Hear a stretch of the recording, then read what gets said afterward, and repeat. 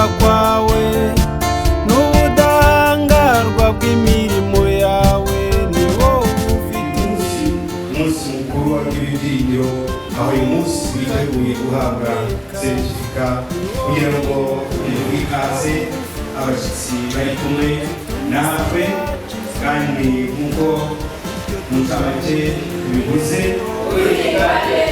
nubwo ubutaka bwacu turamya Imana turi bande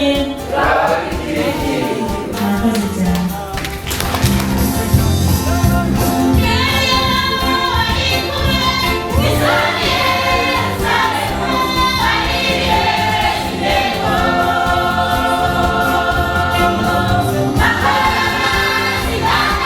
Amubi w'ibyiringiro ihinga areba mu isafuriya areba ibizakwira mu isafuriya ye duhinga tureba n'abandi.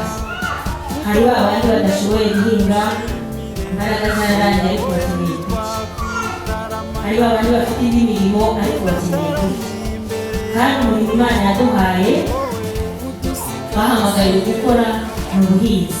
Dufatanya umunsi ku wundi muri gahunda tuba dufite tugiye abakirisitu bafite ubushobozi bukeya bariyambaza bakadufasha tukababura inzu, tukababonera isakaro, tukababonera mituweli, tukababonera amatungo.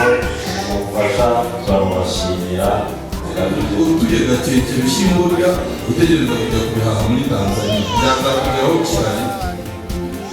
Reka rero guhinga tubikore twivugabutumwa, tubikore nk'abakora inshingano twahawe n'Imana mwitangiye. Imana ikimara aho ryamuhuye ndetse n'aho igeze. Iyi minisiteri igendeye ku buhinzi igendeye nkareba uko Yesu agira neza.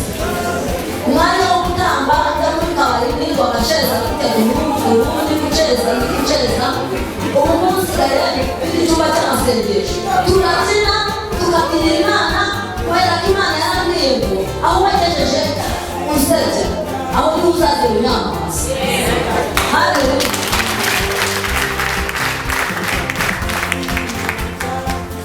Ubundi ababizi ukuri abayobozi duturanye ab'umudugudu abanyezi bose cyangwa abakuru baherutse kuza basanga turi gusenga baravuga ati ibyumba ni njyewe babonye isohotse baravuga ati mbese ni wowe atumanye mu isengero turiga tukagira imikoro tukagira abakirisitu muremera uyu muhamagaro. tubibashije n'Imana turabyemera.